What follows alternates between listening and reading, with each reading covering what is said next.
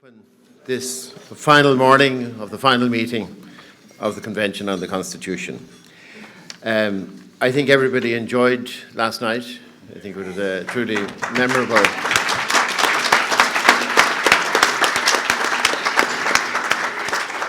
and again our renewed thanks to everybody who had a hand in it, obviously all of the hotel staff, and I think also the level of detail and attention to the programme that you had last night was really a tribute to the very hard work and hard thinking of the Secretariat. So sometimes, of course, the best laid plans don't completely are not completely realised, and one of the ones that I missed last night in my list of thanks to people was I omitted to thank the staff of the Taoiseach's Protocol Department, particularly Pat and Mary, and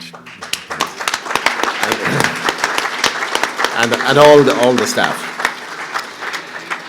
So, just the programme this morning, we are going to start by hopefully agreeing the ballot paper. We've been working on, we've revised it by comparison to yesterday, taking account of comments that were made in the course of the discussion yesterday and some other comments, and hopefully it's close enough to what you would wish to vote on, but that's obviously open to discussion.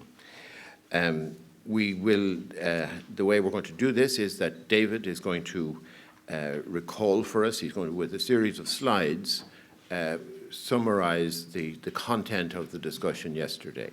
You already saw a version of this in the early afternoon yesterday, but this is again is a revised version of those slides, which attempts to capture the very vigorous debate we had in the course of yesterday afternoon. So that's, I think, perhaps a very good starting point to remind us of what happened yesterday. And then, you know, obviously the ballot paper is an attempt to reflect the discussion yesterday and the sort of emerging themes. And Leah is going to take us through the ballot paper. So that's the initial part of today's programme. So could I invite David to take us through the slides.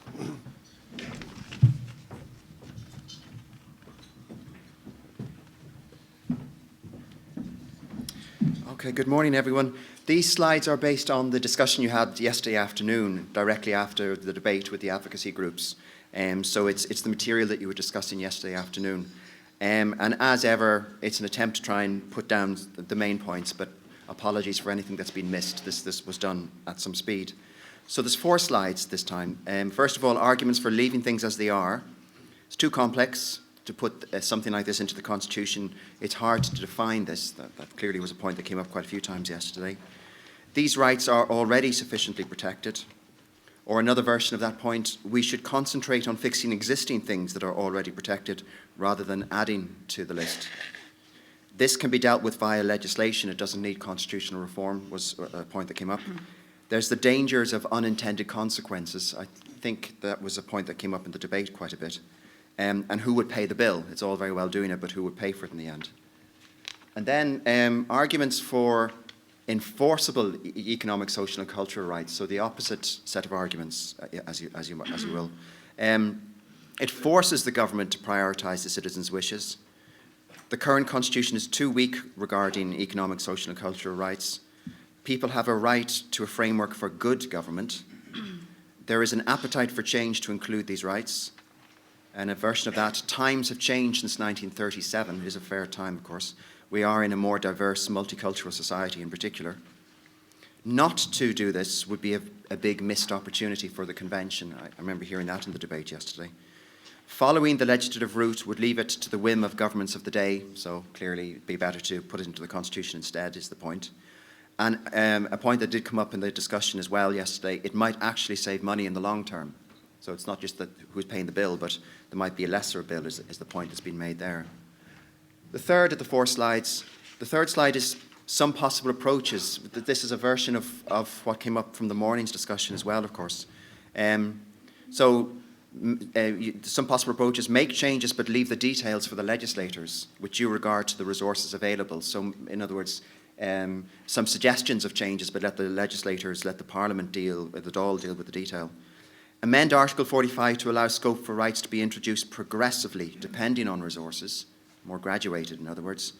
And then particular support, this is sort of coming together, bringing together a couple of points from different tables, the sorts of issues for specific rights that might be mentioned if you were to go down this route: housing, health, welfare and education. These ones came up quite a bit. And the final slide is arguments for lighter touch reforms, reforms that might not necessarily include constitutional change. So that a lighter touch reform would be to say that the court enforcement should only happen in exceptional circumstances, as opposed to that the courts would have total say over it. I can't pronounce that strange word we all were told about yesterday. Update Article 45, including provisions on employment, health, housing, social welfare, minimum income. So some other issues that came up. All cases to go through some sort of independent ombudsman role before there's a recourse to courts, to try and stop the courts from getting swamped, is the suggestion here. This came up from a few tables. I should have put this in one in red. Proposed that a task force or review group, the different terms were used by different tables, be established to work out the details. This is the point about whether it could be done by the convention, the actual details, or whether the convention gives a signal and gives it to some other entity to go into the details. Propose areas for specific legislative reform, for example, in following the UN Convention's proposals. And then finally, the final 2 points, that a lighter touch reform might be to try and make access to the court system quicker, faster, to stop the long delays that citizens have to go through. And another version of that sort of thing, to extend free legal aid to facilitate citizens taking cases to the courts. So they're the 4 slides that sort of summarise, I think, quite usefully what you were all discussing yesterday afternoon, and which would seem to feed in quite well, I think, to the discussion about the ballot paper. So I'll hand over to Leah.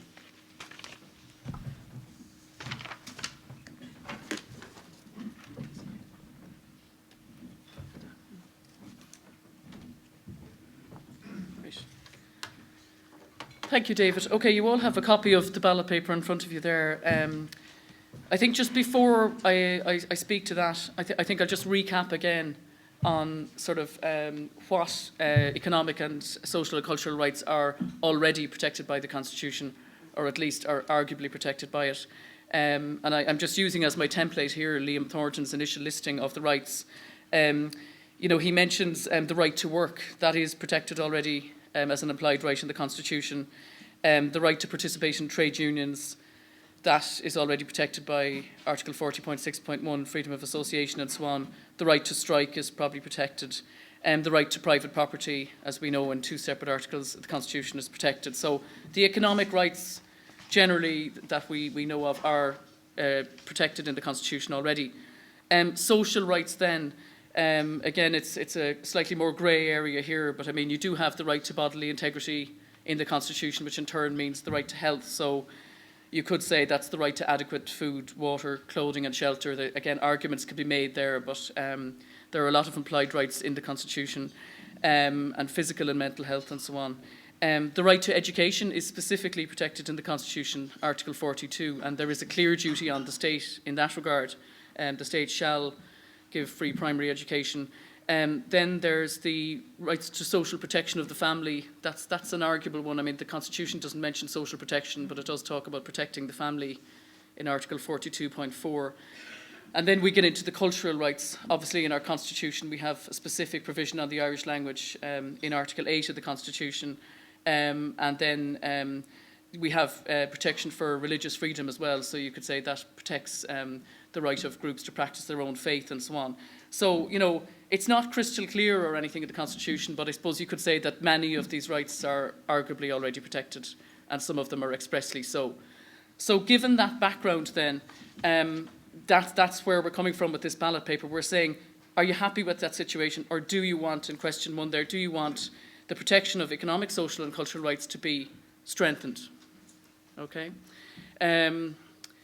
Question 2 then is, in the event the Convention votes in favour of reform, does the Convention wish to make recommendations now, or does it want to refer this issue elsewhere for further consideration of the implications? And that suggestion arises from some discussions yesterday where At least one speaker claimed that this was a complex issue and the implications needed to be fully teased out. The third question then is, if the Convention wishes to make recommendations on the issue now, which options are best? And we've given you 3 options there that we're just trying to broadly reflect the discussion at the tables, and you can actually rank these options 1, 2, 3. You don't have to just pick one. But the idea there is that option 1 is a very minimal protection, whereas option 3 is a much stronger protection. And option 1 would really just involve updating the language of Article 45 of the Constitution, but keeping the notion of principles of social policy, which are not cognizable by the courts. So we'd be keeping a lot of these economic and social issues arguably in the realm of principles rather than rights. Option 2 then, it's just wording that we came up with to try to reflect, as I said, what was said at the tables, is this notion that the state shall endeavour to progressively realise these rights. Now that's a very weak version of the right, because if you tried to enforce that in the courts, you would really probably only win your case if you showed that the state had completely failed to attempt to protect a particular right or set of rights. And option 3 then is stronger language, again, kind of borrowed from the international convention, if you like, but not intending to actually incorporate the whole convention into the Constitution. We're just using the wording there because it's a nice turn of phrase, this notion that the state shall progressively realise these rights, subject to maximum available resources, and that this would be justiciable. Okay. I should just mention, as a footnote to that there are some rights, as I said, like, for example, the right to primary education and the rights in relation to the Irish language and so on, that are already completely justiciable and are clearly stated as a duty on the state that it shall protect them. So we wouldn't be interfering with trying to dilute that duty here. We're talking about what additional protections we would want to add. The fourth question then gives you an option to sort of flag particular rights that you might want to see expressly mentioned in the Constitution. And it's not meant to be an exhaustive list or anything, but again, it's just reflecting several of the rights which people expressed concerns about yesterday, that they were either not protected in the Constitution or weren't sufficiently protected in the Constitution. Okay, questions, please. Okay, questions or comments?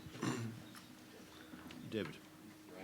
Could we have the mic up here, please, Lorraine? Yeah, thanks.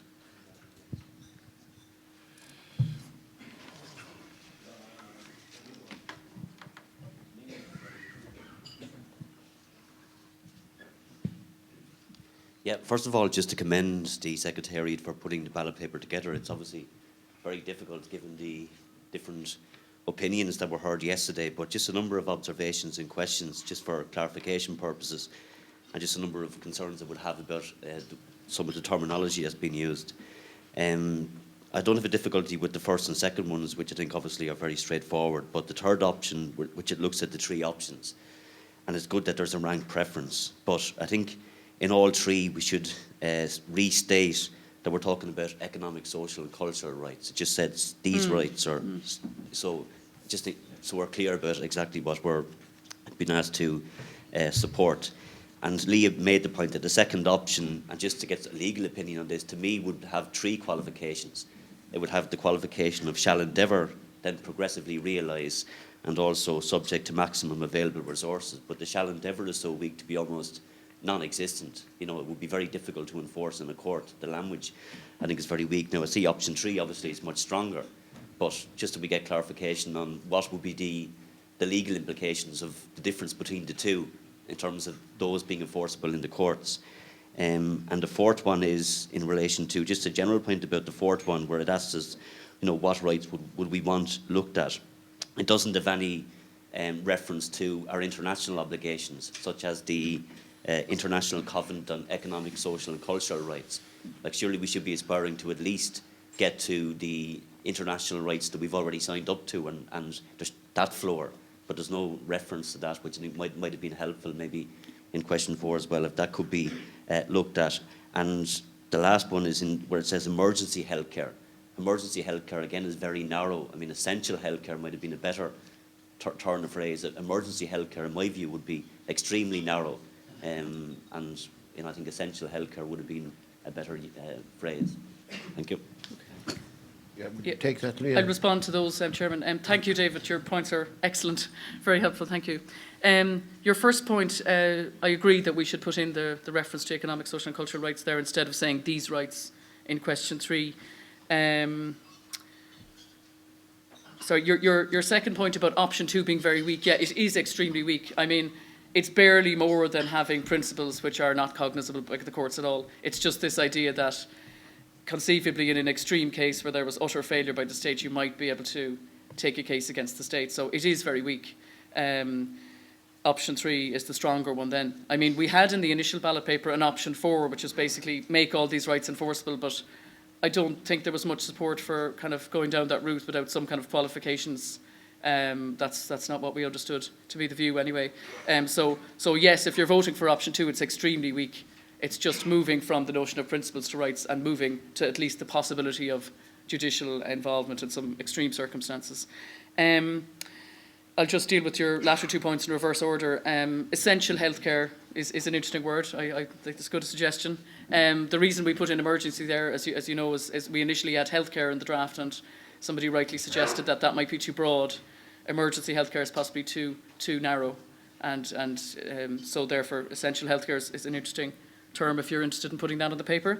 And the final point then, the notion of referring to the rights in the covenant. I mean, that could be done here in the list. You know, we could simply say those rights listed in the International Covenant on Economic and Social Rights. You know, that could be done here. Now, that would be kind of awkward to work out if there was to be a constitutional amendment on this, because you would then have to ask yourself whether you would just rewrite all of the economic and social and cultural provisions in the Constitution, which involves many articles of the Constitution, and substitute these, or whether you'd be adding these on.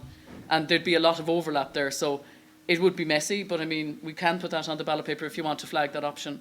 It's just there would be a lot of thought to be done down the line by anybody who was trying to implement or trying to form a referendum proposal on the basis of this. Okay, thanks again. I think, Leah, there was another suggestion made after we have finished this version of the ballot paper, that the phrase social welfare should be changed to social security. That's right, Chairman. Thank you. Yeah.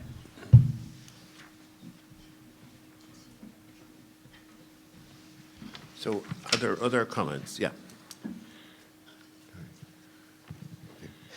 Terry, yesterday evening, Ivana... Sorry, could we speak into the mic? Sorry. Yeah.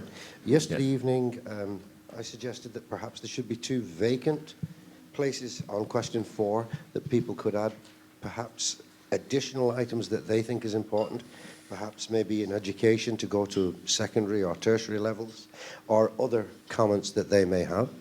And again, I would second David's opinion that the covenant should be, the option of putting in the covenant should be perhaps added as well. Thank you. Thanks, Terry.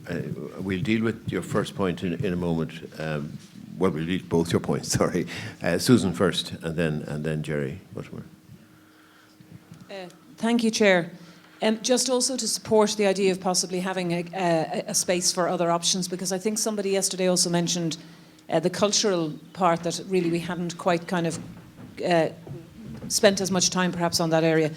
My main query relates to option 1 and the updating of Article 45, and I'm just not entirely clear what the word update means in that context. Yeah, I think that's probably clear enough. Okay. Jerry Buttermore, please.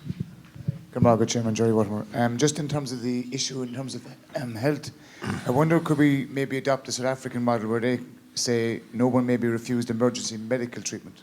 That might work, maybe. Okay. We'll take all of these comments and attempt to reach a consensus view. There's a couple of comments there. Is it Martina who wants to speak?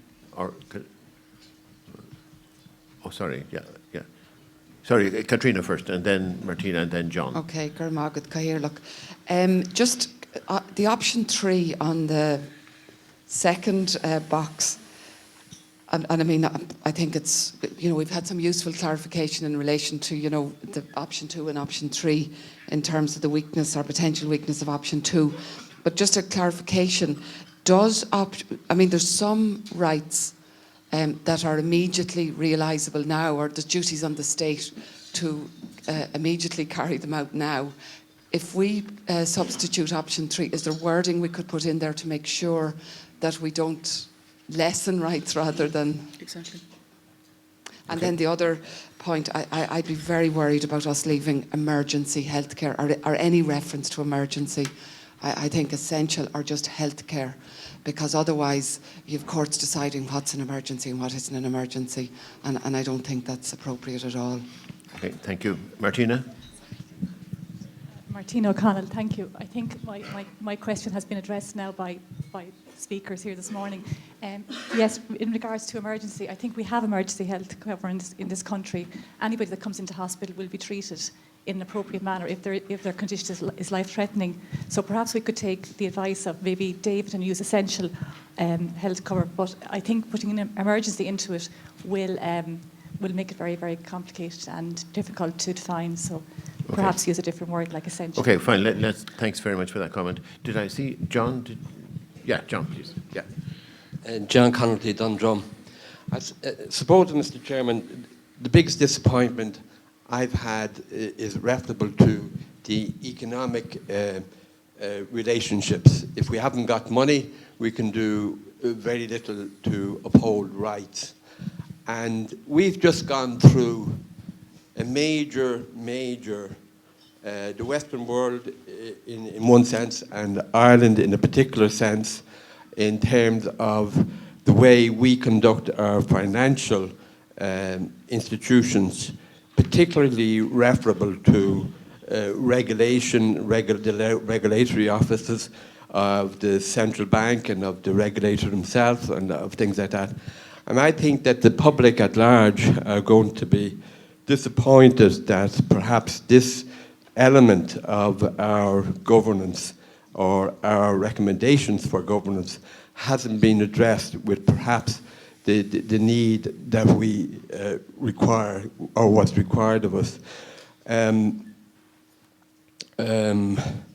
feel that in regulatory control, we've made no suggestions for strengthening the arm of either the judiciary or of the executive to have ad hoc decisions that led us into a 62 billion chasm taken overnight was not adding anything to our rights. We got nothing out of it as a right. And I think that without this point being addressed, we're missing a golden opportunity to say, please, never again allowing this kind of happening to arrive at our doorstep. Thank you. Thank you. I would like to go back to Leah now at this stage to respond to the various questions that came up. Okay, thank you, Chairman. I'll do my best to remember the questions, but please intervene if I forget anything. Okay. The first point there from the gentleman over here was in relation to having an extra option in the last question there where you could fill in other suggestions yourselves. Now, David might want to say a word about this, but I know that that would be very difficult to tally or to count up as a ballot paper. However, it might be possible, this is just a suggestion from me, to put in something at the end of the ballot paper where you could write in extra suggestions, but they wouldn't be counted as a ballot. They would instead be reflected in the narrative of the report. So, for example, we could reflect back in a report that these suggestions arose, but it would be extremely difficult to try to count up these suggestions, which might be all worded differently. So is that a reasonable compromise there? That's a reasonable compromise, I think, yeah. The second point then from Susan was in relation to updating Article 45.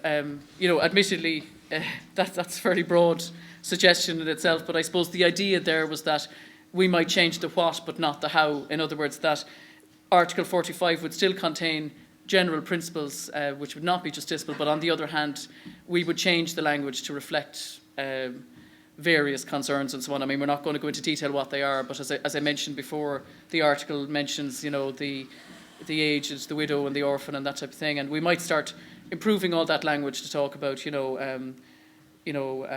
people with disabilities and the principles of justice to inform our society and so on. You know, so we're not going to get into the detail of what should be there, but people are saying this could be improved on. I don't want it justiciable, but let's enhance the vision of our society that's in Article 45, even if it's not enforced by the courts.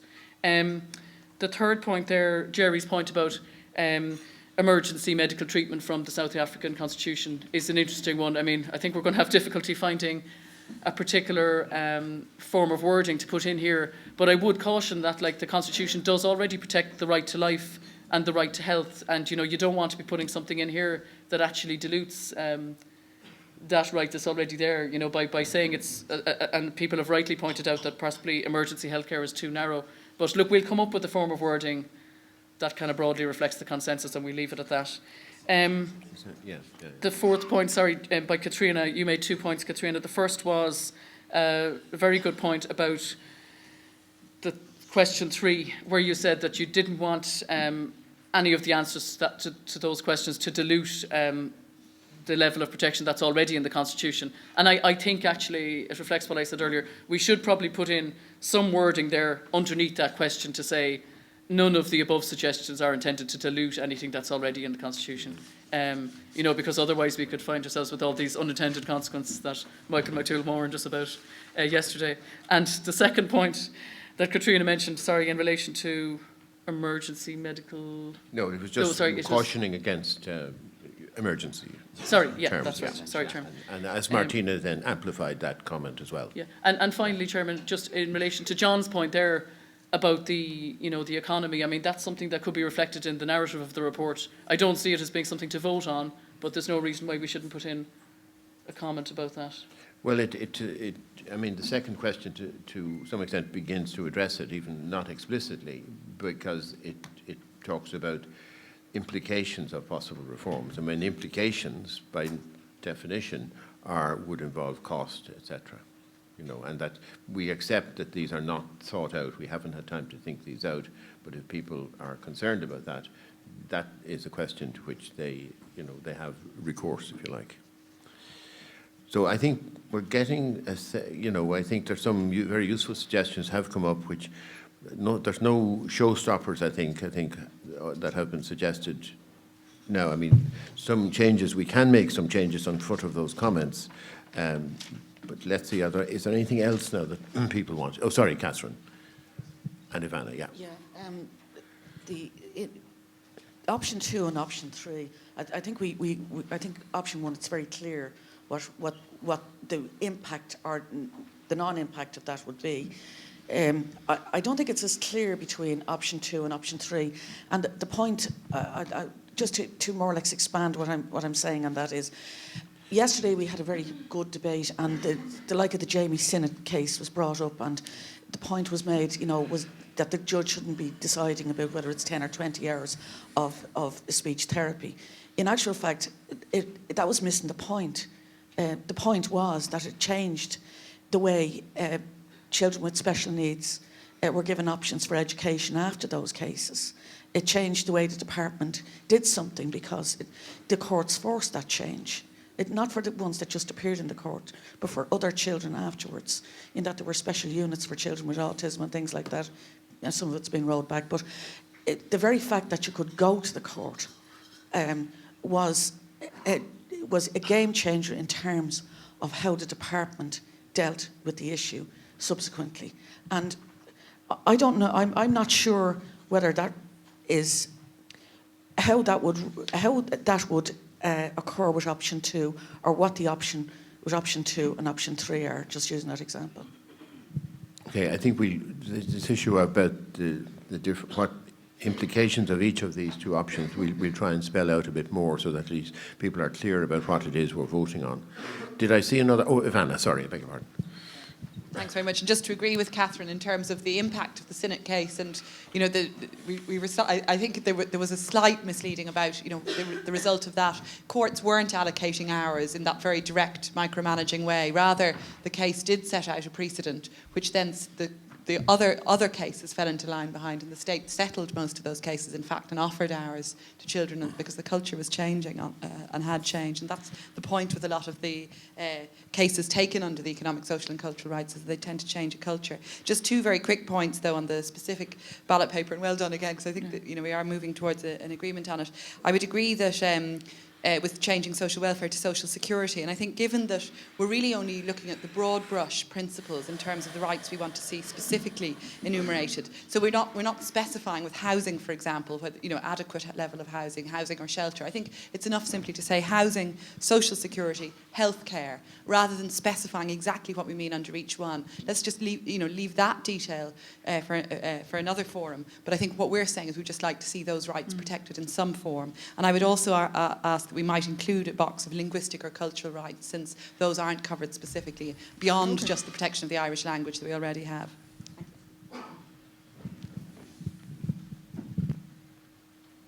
Okay. Leah, do you want to?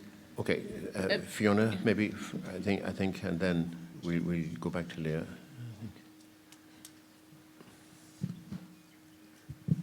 Fiona Wheeldon, just a quick comment on 4. I mean, is that going to be ranked order, or is it? Do we just tick yes, no for each? Right. Sorry, no, it's yes, no. You can tick any one or more of them, or none, or all. Yeah. Okay. Sorry. Yeah. And just in relation to Catherine's point earlier there about the whole issue of the Jamie Synod case and so on. I mean, in that case, as far as I recall, the right of primary education was interpreted in his case to mean that he could get education up to 18 under the specific provision of the Constitution which deals with education. But the problem then is that his rights were not strong in relation to education throughout life. Correct me if I'm wrong on this, but that's something, I suppose, that in question 4 there, mentioning the rights of people with disabilities, I suppose we were kind of trying to make reference to that whole area. I mean, there is the whole area of educational rights for special needs and so on. And if some of you wanted to put that in, if we are having a blank box at the end of the page there, you could mention that. But that's an area where many people would say the rights are just not strong enough at all. Yeah, I think, with your permission, the response that Leah has given and that I've given may now, I think, form the basis for another redrafting of this ballot paper. And hopefully we'll get it a bit closer to what you want to vote on. But I do think you're going to have to trust us on this, that we're going to do the best we can, taking account of the suggestions that have been made. And what you will next see in front of you is what you're going to be voting on. Is that agreed? Perfect. Okay, thank you very much.